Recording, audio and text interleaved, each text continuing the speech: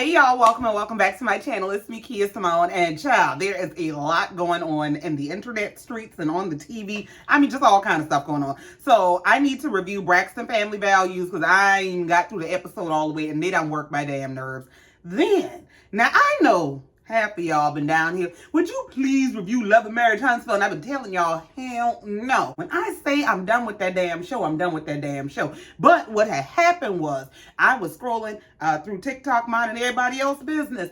And as I was scrolling, I happened to see Mail on Live. Now, I saw Mail on Live after I done seen all kind of stuff about how Destiny done went to a dinner and wiped the damn table with receipts.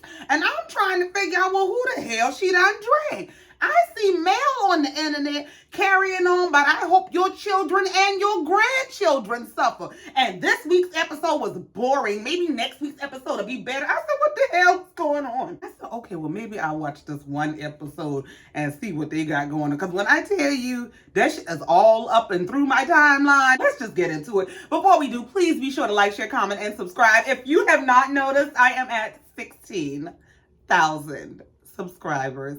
I am sweet 16. On my day ones, no, I feel absolutely famous right now. I might as well have 1 million. I have 16,000 subscribers. Thank you so much from all the day ones to the day yesterdays. I appreciate all of y'all. And of course, I gotta shout out my super thankses. Thank you so much to Tanya Fuller, Yvette Greer, Ken Trin, Winnie Mangum, Amber Lede, and Granny the Great. Thank y'all. Now, I don't know what we're gonna do exactly to celebrate the sweet 16, but we gonna go ahead and get in the dragging these motherfuckers. Let's get into it. This week's episode opens up in the middle of the argument that they left off with last week, where Tawanda is going off on the showrunner about asking Kevin Sr. to sit down and do an interview or a scene for this show. Tawanda is carrying on about what they don't want is for us to tell the real truth. Don't push me. And Trina is going on about, well, we did not attend her funeral. We didn't attend that thing that he put together that was against her wishes. So Tawanda's going off about she said it and she put it in her will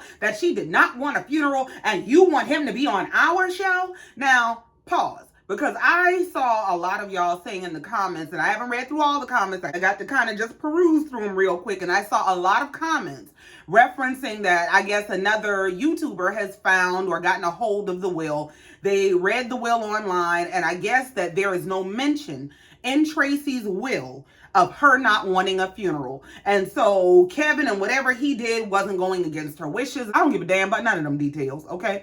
If that lady said to anybody, once my spirit leaves this vessel, I don't want y'all to lay my vessel up for nobody to come looking over me, crying over me, for him to do any semblance of some sort of a service memorial and then open that up to the public where they can either come in person or access through a Zoom link. Kevin Sr. is full of shit. Now, having said that, do I still find Tawanda to be completely foolish? Absolutely. And Tawanda's in the confessional saying that she feels like it's important for the viewers and fans to know that this show, this platform is not for anybody except the people who respected Tracy's wishes. Well, you got to be out your natural mind, because they went on right after this scene to show a number of scenes of Tracy going completely off on her sisters about how they never respected her wishes, about how she was treated like an outsider, about how she was excluded from their sisterhood. And it's for the viewers and audience to understand, you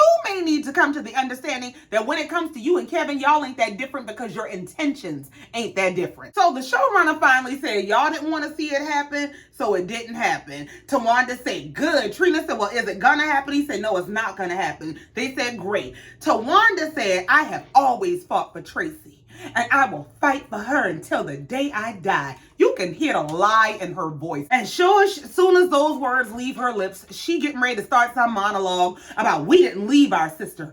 This is facts. And Trina starts going down this timeline about when they first signed to do this TV show, Braxton Family Values. They signed in 2009.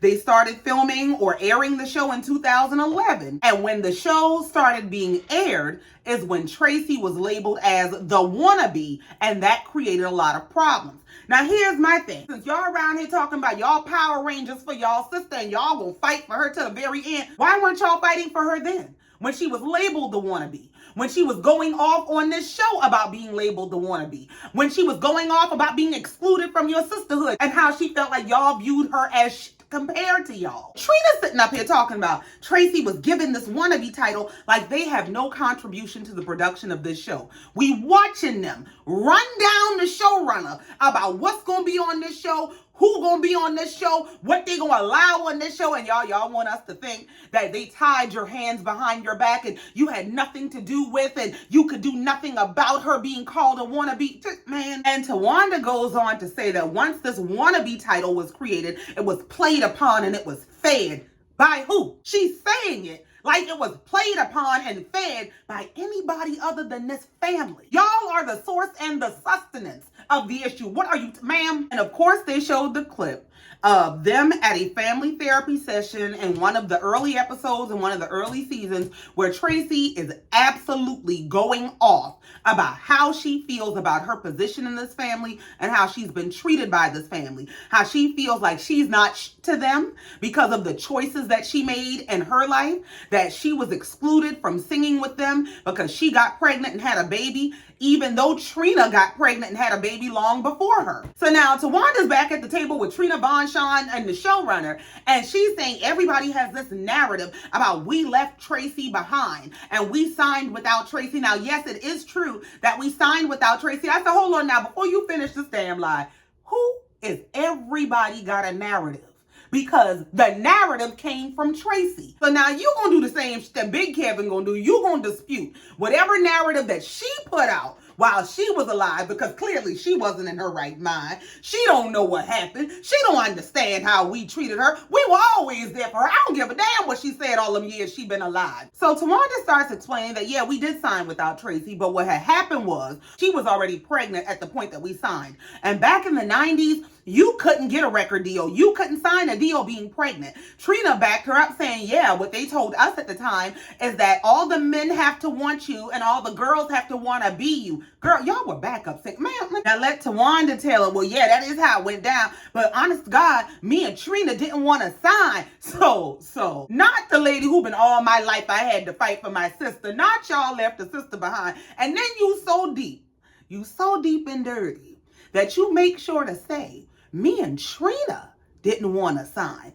You gonna leave Tamar out there though. Tony had the big deal and the rest of us was supposed to get the little group deal. And me and Trina, we were good sisters. We didn't want to leave our sister behind. But that Tamar, yeah, she signed quick. Girl, you know what it is? It pisses me off to a whole nother level when people try to tap dance on other people's intelligence. And Tawanda is one of them people that thinks she's smarter than every damn body. She thinks, I guess because she's the smart one in her family, because she keeps everybody together in her family, that she's smarter than every damn body. Baby, you might be smarter than the average bear, but you ain't gonna outsmart us. You're not going to play in our face all kinds of ways. But nonetheless, they went on to sign, as we know. Tawanda said when they signed, they went on tour with Luther.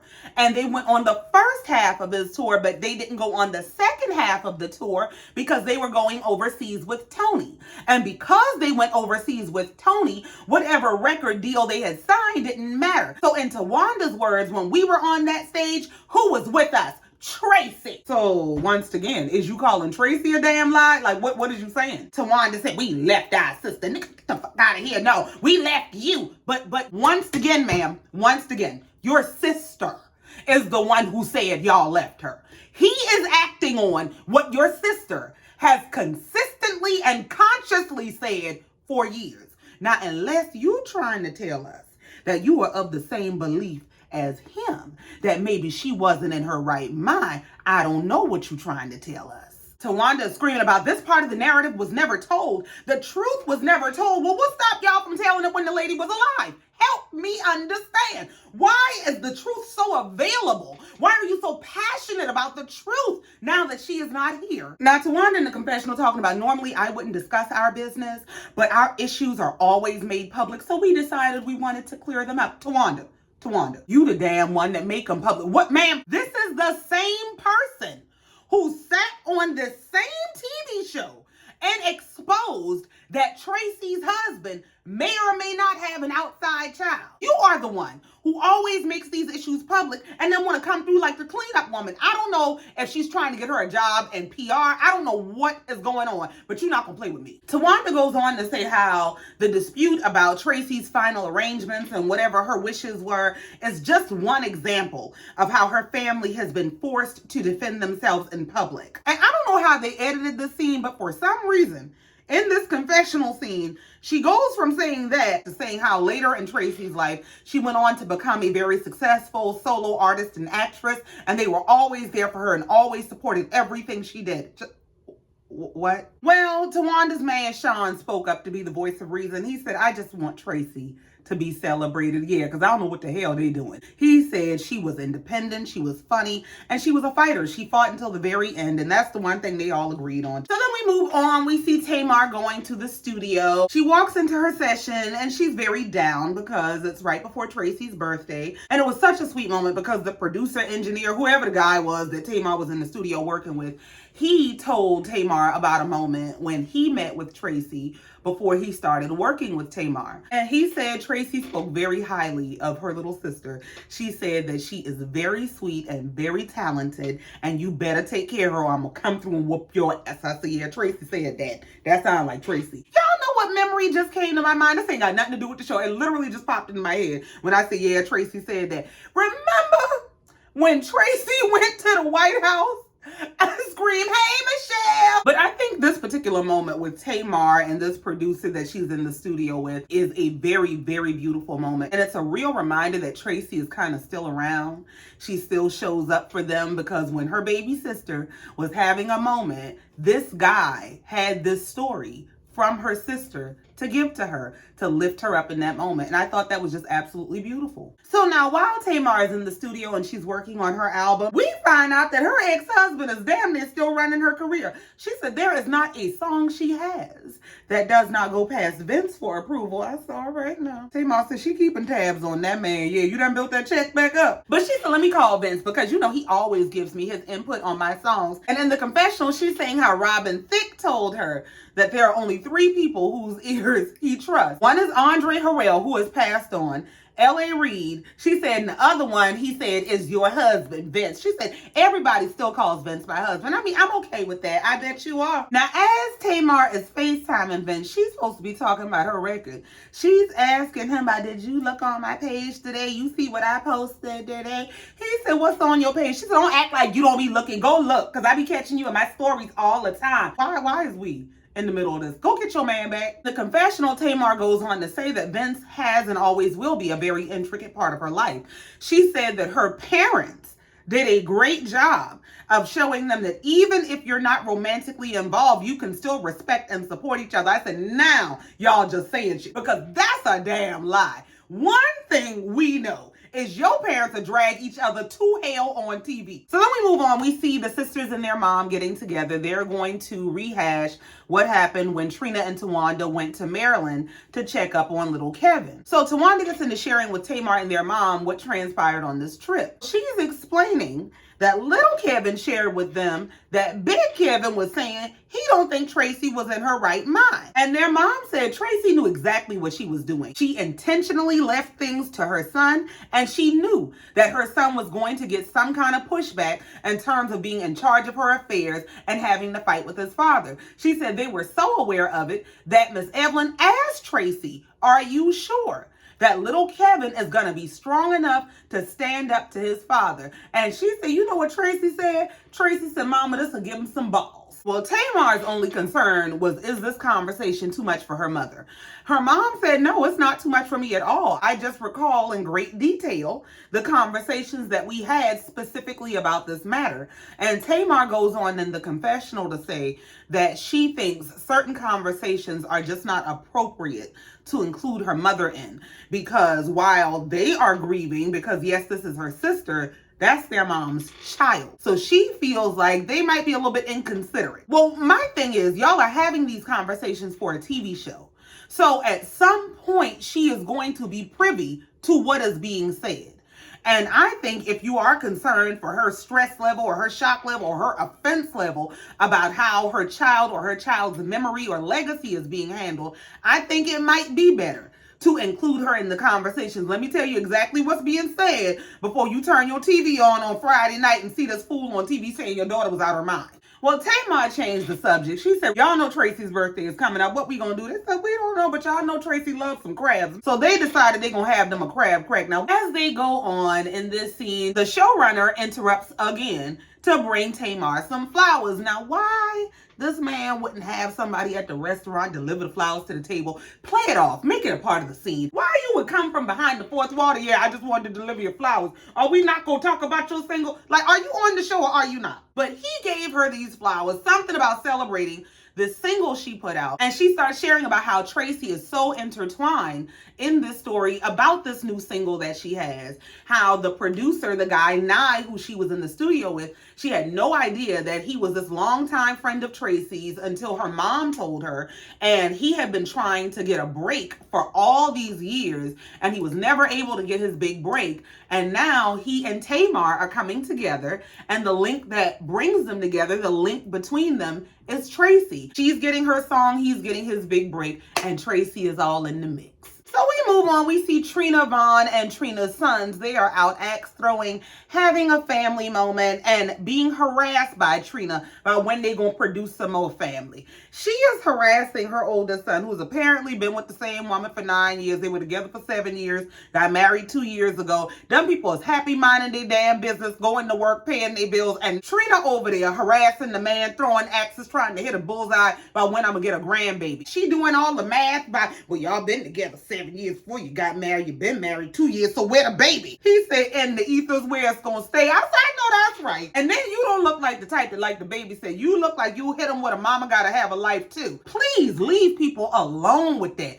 It is hard to make it in this world by yourself. Don't be adding no bunch of kids hoping the government can help you. Man, hell no. Now, Vaughn the only one talking with some sense. Trina stepped off for a minute to let them have a man-to-man-to-man moment. So he's talking to her 2 sons, and he said, well, you know, I would love to be a grandfather, but not at the expense of your happiness. He said, and you ain't really even in control of whether you get to have children or not. The decision is really up to your wife. Now, if you are absolutely sure that you don't want no child, you gonna need to take that part of the decision out of her hands, if you know what I mean. Snip, snip, clip, clip. Now, Trina did say part of what is driving her to want grandkids is that she saw Tracy with her grandbaby, and she just wants that experience. That Tracy was such a good grandmother, and she loved being a grandmother, and she can't wait to have that for herself. Well, I don't know if you ever heard the saying, but old folks like to say, stop making your eye long. Everything you see somebody else with ain't meant for you. Now we move on. We see Tawanda driving this Tesla that I assume is rented. The only reason I assume that is because she drives it like a go-kart. Why is she holding the steering wheel like that? I just cannot. So Tawanda's in the car and she's calling Scratchy. Oh God. You can tell even when she heard the Bluetooth repeat back calling Scratchy, Scratchy. She's looking around like, oh, I like how that sounds, because you ain't used to hearing that shit. But anyway, she called him to tell him that they're planning the celebration of his mom's birthday, and that if he's interested in coming, they will fly him out to Georgia so that he can participate in the event. Just okay, girl. So then we move on. We see Trina and Vaughn having a moment together. I don't know where the hell they going. They just on a golf cart, sitting in a random park, just okay. They're having an entire conversation about Trina's desire for her sons to have children. Now, before we get into the scene, let me just say, if you get to the point where your whole life is about meddling in your children's lives, you need to go get you a life.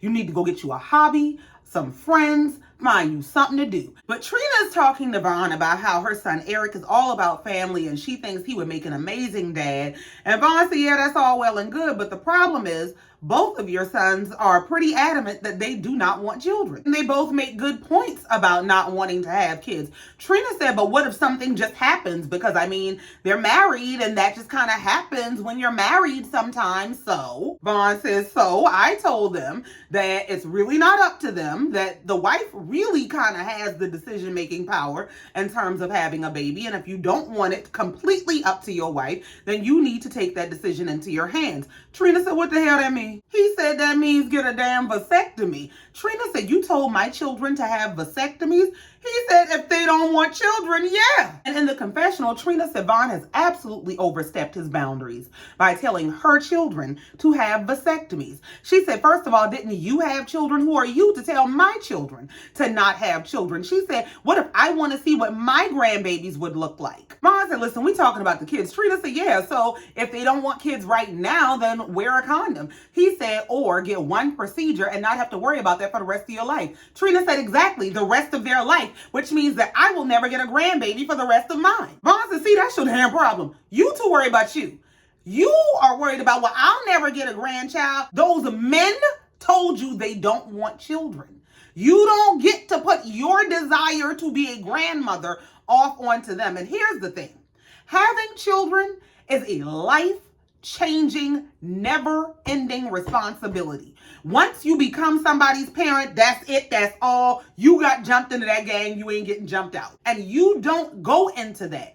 You don't change your life that drastically. You don't make that level of commitment to please the people in your life. Because what's going to happen is once they done got a whiff of that baby and they done scratched that itch inside to be a grandmama, they're going to let you know that this is your responsibility. This is just my entertainment. Trina is still carrying on. Von said, look here. The man said he don't want kids. I don't know what your problem is, but he doesn't want children. Trina said right now. He said, no, he doesn't want children. Period. Trina said, no, right now. You know what? You might want them to have children, but we are talking about two young men who had to be raised by a stepfather because their biological father was not in the picture. So they may not see having children, reproduction, family, and parenthood the way that you do. They don't have the fantasy you have about it. Von said, just stop pushing it. Leave them alone. You can't influence this. She said, I'm not trying to influence anything, but you get to give advice. And just like you give advice, I can give advice. He said, yeah, when I see that they're not listening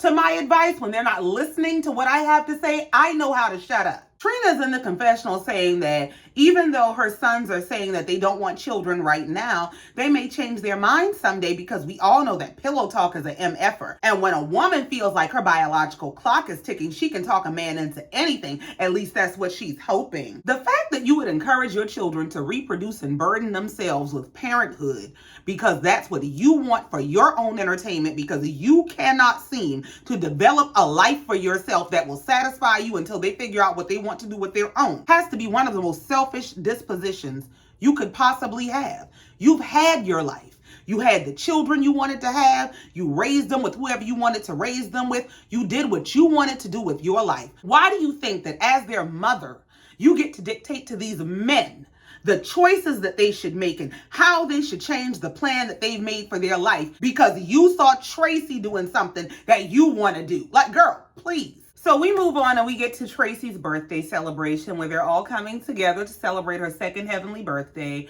We see all the family there. Tamar gets there and she says she here for her sister, but she feel real heavy. She said they tried this last year, but it was only a few weeks after Tracy's passing, so it felt like a funeral. And this time they're going to actually try to celebrate her life. So she come in looking for the shots. Where's the drinks? They in there complaining about the man playing the harp by the sound like they at the gates of heaven. Could you don't know no biggie? Now who the hell hired a harp player for a birthday party is beyond me, but I mean. So then we see Tawanda going to get the surprise of the party and they're all, what's the surprise? You got a surprise for us? Now the entire damn family is there. I mean everybody. All the sister-in-laws, everybody. Why wouldn't Lil Kevin be there? But we gonna play along. So Tawanda brings Lil Kevin in and the whole family's excited to see him. All his cousins are happy to see him. They hugging on him and loving on him. And then they go to eat these crabs that they have at the party. Eating the crabs brought up a memory for Tamar, and she reminded them of a time that they all got together after Tracy had gotten sick and they were all eating crabs and she couldn't eat any, but she was watching them and she was with them and she enjoyed it so much. And in this moment, as they're reminiscing about Tracy, one of their family friends, who was a really, really close friend of Tracy's, who had been there for Tracy throughout her sickness, a lady named Denise, was sitting there at the table with them. And Tamar, in the middle of this conversation, she stopped to ask Denise, she said, now this might be too personal of a question, but I just want to know what made you stop your entire life and be there for her. Her friend said, well, I mean, it was something about her saying, I don't want to be by myself. And I just wasn't going to let her be by herself. So when she said that, that's all she wrote. Well, Tamar done set the damn lady up, because Tamar comes back and says, well, I showed up when I found out, which was very late in the game. So I did not show up because I didn't want to be there. I showed up once I knew there was something to be there for. Tamar is saying that she found out that Tracy was sick by mistake because her mom got a call and she overheard her mom weeping. She asked her mom, well, what's going on? Her mom told her, I'm not at liberty to share with you. And you can see them all looking around the table at each other like there's some unspoken thing. There's something that they know that either she don't know or she's turned a blind eye to, she playing dumb about. But you can tell that there's something going on. Tamar said when her mom said, I'm not at liberty to tell you, she said, I didn't know what that meant. So I started calling people and nobody would tell me anything. She said, you know what I found out? I found out when we all got together and the hospice nurse came in to say that she had 2 weeks left to live. That's when I found out. Before we get any further into this conversation, I'm not going to say that there weren't reasons, that Tracy didn't have her reasons, that there's not some underbelly to whatever this is. But to not let this girl know that her sister is dying until hospice shows up is heartless. It's cruel. I couldn't imagine thinking your sister is all right and we just getting together like a family like we normally do. We'll probably curse each other out. We might not talk to each other for another 3, 4, 5 months. And you walk in here and find out your sister's getting ready to die. Like, what? Tamar's in the confessional saying how this is something that she still struggles with because she doesn't understand why she was the last to know. And because she was the last to know, she feels like she lost time with her sister, and she feels like anybody would feel like that. Now, I will say on the flip side of things, this is why it's important to not just assume that you are the manager of the time clock and you gonna get to say how long you gonna be here and I'll just make up with you whenever I get ready. So their mom spoke up to say, well, I couldn't tell you because Tracy asked me not to. And as she was saying, Tracy asked me not to, the rest of them said it in unison as though it was some commandment to the entire family. Their mom said Tracy said she would tell you herself. Tamar said, just me? It was just me that she didn't want to know? Their mom said, no, it wasn't just you. It was Tony too. Tamar said, that's not true because Tony knew. And their mom said, no, Tony didn't know at that time. Trina spoke up to say, well, you and Tracy were at odds at that time. Tamar said, no, we weren't. Trina said, oh. Tamar said, do you know something I don't know? Tamar said, as a matter of fact, I just told you that a few weeks before Mom got the call where I heard her weeping, Tracy was at my house helping me with my closet. So we weren't at odds at all. Trina said, well, I'm not talking about that time, but like you said, your timeline is different. So what were you saying? Tamar said, no, you're the one that said we were at odds. So what do you mean? Trina said, well, I'm talking about from that show in DC. Tamar said, but Tracy opened up for me at that show. We didn't have a problem at that show. Trina said, well, Nye, the same producer that just helped Tamar with her single, said, well, he would remember that. You want to call him over? Tamar said, you can call him. So Trina said, Nye, come here. I mean, are y'all out to prove to her that her sister didn't like her? Like, what is this? So Tawanda gets up and walks off from the table by she going to get a drink. And in the confessional, she said, I have no idea what Tamar is talking about. That's why I got up and excused myself. That is Tamar's story. That's Tamar's journey. That's it. That's her truth. So they called the producer over and Trina is asking the producer, Nye, to remind Tamar of the issue between Tracy and Tamar. She said, Tamar is over here saying that there was a time that she wasn't aware of Tracy's illness. And I'm telling her that that was because she and Tracy were at odds at one point, and you would remember that. Because remember, you and Tracy got into it at that point. He said, oh, you talking about the show at Howard University at the Howard Theater? He kind of starts to remind Tamar. You can tell they kind of talking in code. They didn't really say what happened, but it came back to her what he's talking about. And she turns to Trina. She said, but Trina, that was like a whole year before any of this. So what are you talking about? Trina said, yeah, well, it was like a year before. But I mean, all I'm saying is, remember, she was upset for a second. You remember that. And in the confessional, she said, we're sisters. Sometimes we're at odds, sometimes we're not. That's just how it is in our family. So me saying that Tamar and Tracy were at odds is a statement of fact. And here's the thing. At a time like that, where somebody is approaching the end of their life, I would think that as adamant as you are about making sure that Tamar knows how deep of an issue there was between she and Tracy, you would have been equally as adamant to address the issue so that they could have time together. Rather than sit here like, well, you know she didn't like you. You know y'all didn't get along. You know y'all used to argue. What did you do at that time? At that time, when y'all knew that this girl was dying and that Tamar was being excluded, did anybody stop to say, you know what? This is too much. We got to do something as a family because we are too deep in dysfunction. When we get to the point that we have a sister that is getting ready to transition and we would still keep up our bullshit. So now the producer, he over there trying to calculate. Now, hold on. When did that happen? Not this, the year before, Carrie, the one. Hold on, that happened before the pandemic. Tamar said, thank you. And in the confessional, she goes on to say that on one hand, it is true that she and Tracy were at odds a lot of the times, that they used to argue and fight and they didn't get along all the time. But on the other hand, she wishes that she had more of the kind of time that she chooses to focus on, which is the time where they got along, where they came together as sisters and they just loved each other. Now, that's no fault of Trina's or anybody else's. That comes down to how Tamar was in relationship with her sister. The problem for me is that this entire family withheld crucial information from her. Now, yeah, you should be of the maturity and moral compass to manage the relationship that you have with your sister. Your sister should not have to be terminally ill for you to say, you know what? I'm gonna treat her like my sister. I'm gonna act like I got some sense and like I was raised in the church with ministerial parents and I know how to act. But as they say, hindsight is 20/20. So looking back, it's very easy to say that I should have done this, or I wish this was this way, or it would have been so much better if. But the unfortunate truth is all we have is what we have. And all you can take from this is your memories and the lessons to do better in the future. But I seriously doubt that they got the lessons from Tracy's passing because they still sitting here at odds. So now Trina's sitting there about, well, why do you think Tracy didn't tell you? Tamar said, I don't know. I don't have the answer for that. I don't know. And that's when the family friend Denise spoke up, and thank God for her, because at least she ain't trying to hurt no damn body feelings. The lady said, listen, let me tell you what Tracy told me. Because I asked Tracy, why don't you call your sisters? Tell your sisters to come down. And Tracy would always say, I just don't want to bother them. Tracy didn't want to bother y'all. And the fact is, Tracy was kind of always treated like a burden.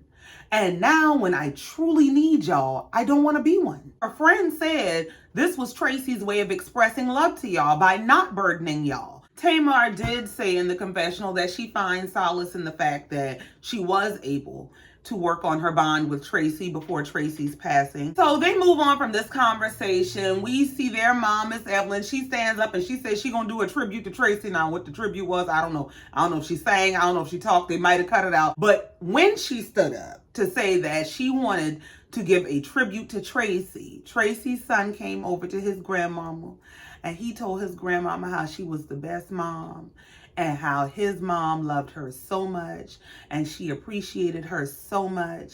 And that really touched her. He's just such a sweetheart. So the episode comes to an end with them partying and celebrating and doing the electric slide because apparently that was Tracy's step of choice. Now it looks like next week we gonna see Miss Evelyn out there on her Mama Gotta Have a Life too. She out there dating, looking for a man, hanging out with her girlfriends who happen to be the likes of Judge Maybelline and Marla Gibbs. You better get down. And then we're gonna see Tamar doing an interview with Carlos King.